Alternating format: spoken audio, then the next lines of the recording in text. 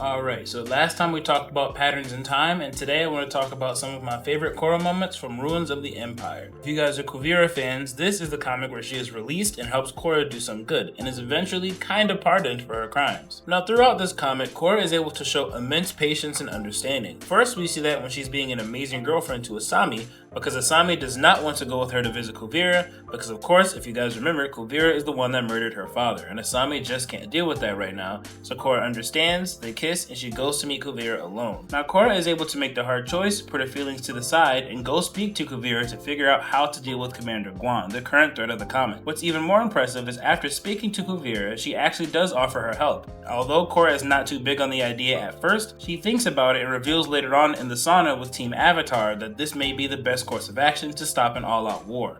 Now of course she gets major pushback. All of her allies have been hurt by Kuvira in many ways. Mako nearly lost an arm, and Asami of course lost a father. And on top of that, she nearly destroyed Republic City. The entire team is very sour on this idea, but as the Avatar, Korra has to make the hard choice to do her best to keep the peace. And outside of doing what's absolutely necessary to maintain the peace, Korra truly believes Kuvira wants to redeem herself, that she can be redeemed. And in another great moment of patience, we see Korra come here to speak to Commander Guan, and although he has some pushback, Korra doesn't immediately go into the Avatar state and obliterate him and his army. Her plan B is for Kuvira to come speak to him, someone who was her own villain not that long ago, someone who was destroying Republic City. She's trusting her to get this handled. Now she does her best to resolve this peacefully, but funny enough, she's actually the one to lose her temper, and she nearly kills Guan. And later on, we see Guan comment on the fact that clearly Kuvira has changed, Korra has influenced her, hinting at the fact that she is definitely redeemable. But she's got a lot to work through. Honestly, you guys should read this comic if you love Kuvira. You are missing out if you haven't. It tells you everything you need to know about this character. After Kuvira's attack on Guan, they do lock her up, where she gives them the idea that they need to find somebody who can run against him for the election. So Korra decides to take King Wu to Toph so that she can ask her to run for governor.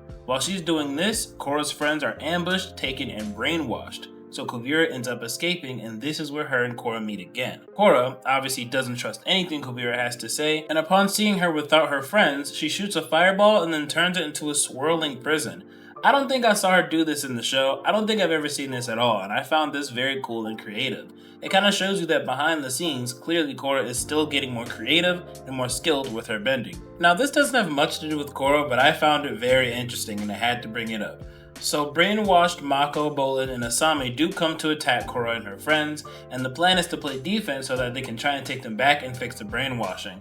They're trying not to hurt them, and Toph believes she can take on Bolin, Mako, and Asami by herself no problem. I know a little while ago there were debates to see if Bolin could actually beat old Toph since she's way out of her prime, so I think it's cool that we actually do have her opinion on the matter, and that she not only sweep him, but Mako and Asami as well. Now once the fight starts, we actually see Korra do this burning star move that we only see lava benders do, especially when it came to Bolin and Gazan, so it kind of makes me wonder, is she lava bending here, or is she simply superheating rock since she can bend more than one element and the other dudes are just doing like a sub-element?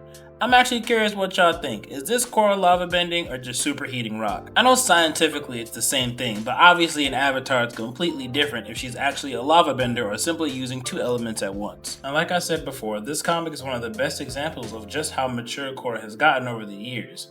Even if we see her lose her temper, it's usually very short-lived. She's very understanding and patient. Even when Asami is brainwashed as she's being cold, heartless, and very mean to Korra, she doesn't take any of it to heart. We can see it's actually hurting her feelings, but she understands the situation and she's completely fine with it as long as they can find a way to fix Asami. Now, in one of her greatest acts of heroism, Kuvira actually risked her mental health and her memories just to help save Asami, but they do end up fixing her. They do have a conversation about what Asami may have been saying and doing to Korra when she was brainwashed, but Korra doesn't even want to talk about it. She knows that it wasn't her, and they want to put the whole thing behind them. And as Asami prepares to break Korra's back in, we see that Su Yin actually interrupts the conversation. I just find this really funny because you can actually see on Korra's face how annoyed she is that someone came to knock. Now this eventually leads to everyone fighting against Guan and his army along with Korra's brainwashed friends, and they do end up winning the day. And while Korra is being thanked for this, she doesn't shy away from letting everyone know that Kuvira was an integral part of actually making sure all this madness was stopped. She even does this earlier on in the comic when speaking to Asami, because after she escapes to go fight Guan by herself,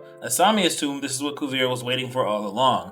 And Korra lets her know the only reason you aren't even brainwashed anymore, the only reason you were saved is because of Kuvira, risking her mental well-being just to keep you safe. So we see multiple times throughout the comic that Korra is a lot more forgiving and patient with Kuvira than everyone else, despite the fact that she's done her own share of damage to Korra as well. Now this does end on a happy note, with everyone in Team Avatar either forgiving her or being more forgiving towards her, and she is legally released into Suyin's custody, which allows them to rekindle their relationship and the family dynamic in general. So everything does work out pretty well. Korra was very patient and understanding about everyone's feelings and everyone's emotions, despite the fact that with Kuvira being around, it was a very touchy situation. And we don't even really approach Korra's feelings towards the matter, as she tries to balance everything else, understanding what needs to be done for the greater good. She becomes an amazing, mature avatar. And I said this before, but I really wish we got a story like this when it comes to Azula. What we got was like a hint that there's good in her, like a possibility that she could be redeemed.